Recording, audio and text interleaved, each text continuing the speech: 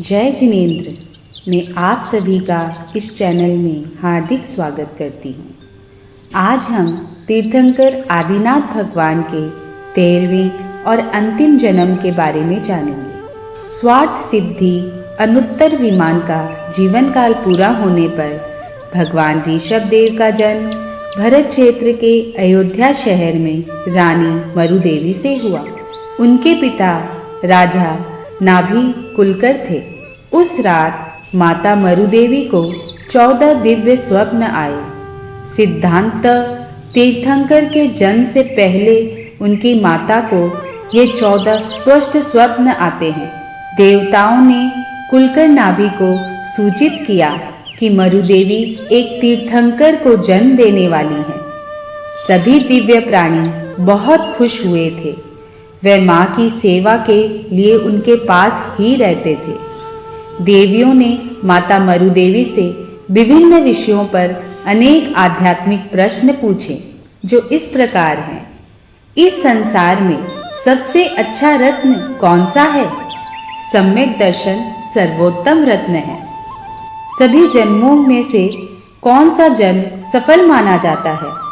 जिस जन्म में व्यक्ति आत्मा की अवस्था को प्राप्त कर लेता है, वही जन्म सफल माना जाता है। सबसे बेहतर महिला कौन है?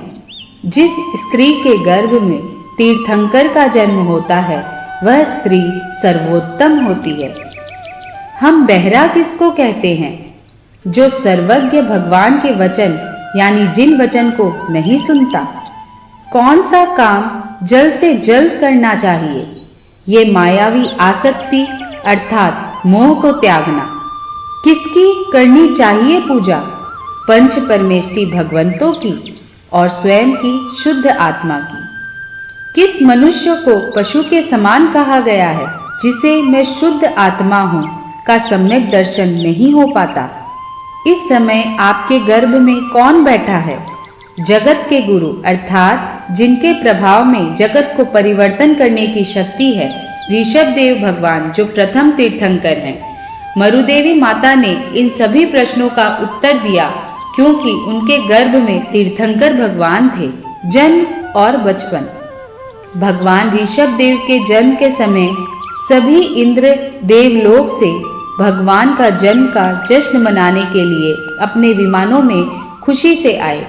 दिव्य प्राणी भगवान के सामने झुक गए। इसके बाद माँ के अलावा भगवान की एक सटीक प्रतिकृति रखकर वे असली बच्चे को मेरु पर्वत पर ले गए और भगवान के अभिषेक का अद्भुत अनुष्ठान किया। विश्व में ऐसा अनोखा आयोजन अर्थात भगवान का जन्मोत्सव तीर्थंकर भगवान के जन्म कल्याणक के नाम से जाना जाता है। उनका बचपन अपने माता पिता के साथ बड़े ही लाड़ प्यार और खुशी से बीता। विवाह और शासन। तीर्थंकर होने के कारण भगवान को जन्म से ही मति ज्ञान, श्रुत ज्ञान और अवधि ज्ञान प्राप्त था। इसलिए उन्होंने कोई भी नया कौशल या ज्ञान सीखने में समय नहीं लगाया। भगवान ऋषभ देव ने बचपन से ही सारी विद्याएं सीख ली। विवाह योग्य उम्र होने पर उनके पिता ने उनसे विवाह करने का अनुरोध किया। हालांकि उन्हें बिल्कुल भी दिलचस्पी नहीं थी, लेकिन वे सिर्फ पिता की इच्छा पूरी करने के लिए तैयार हो गए। ऋषभ देव का विवाह सुमंगला और सुनंदा से तय हुआ। दिव्य प्राणियों द्वारा आयोजित विवाह समारोह में भगवान ऋषभ देव का विवाह सुमंगला और सुनंदा से हुआ। समय आने पर रानी सुमंगला ने जुड़वा बच्चों को जन्म दिया। एक पुत्र का नाम भरत और एक पुत्री का नाम ब्राह्मी रखा गया। बाद में उसने 98 और पुत्रों को जन्म दिया। दूसरी ओर रानी सुनंदा ने भी जुड़वा बच्चों को जन्म दिया। एक बेटे का नाम बाहुबली और एक बेटी का नाम सुंदरी था। रानी सुमंगला ने अपने पुत्र भरत के जन्म से पहले 14 अस्पष्ट स्वप्न देखे थे। ये इस बात का संकेत थे कि वह जिस पुत्र को जन्म देंगी वह चक्रवर्ती होंगे। क्योंकि वह युगलिक युग था, इसलिए लोग सरल और महान जीवन जीते थे। उस समय किसी राज्य या राजा की आवश्यकता नहीं थी। हालांकि धीरे धीरे तीसरे आर्य के दूसरे भाग के दौरान लोगों को दूसरों के दोष दिखाई देने लगे और वह क्रोध, घमंड, छल और लालच का शिकार होने लगे। अतः एक ऐसे राजा की आवश्यकता उत्पन्न हुई जो मतभेदों को दूर कर सके। कुलकर नाभि के अनुरोध पर ऋषभदेव तीसरे आर्य के प्रथम राजा बने। समय बीतने के साथ साथ धीरे धीरे कल्प वृक्ष कहे जाने वाले इच्छा पूर्ति करने वाले पेड़ों की संख्या कम होने लगी और फल और सब्जियां सीमित मात्रा में ही उपलब्ध होने लगी। परिणाम स्वरूप लोगों ने कच्चा गेहूं और चावल जैसे अनाज खाना शुरू कर दिया। ये अनाज पकाना नहीं जानते थे। कच्चा खाना खाने के कारण उनका स्वास्थ्य खराब होने लगा। अतः वह सहायता हेतु भगवान ऋषभदेव के पास गए। फिर उन्होंने उन्हें खाना पकाने के लिए आग का उपयोग करना सिखाया। उन्होंने लोगों को खेती और विभिन्न व्यवसाय जैसे अन्य कौशल भी सिखाए।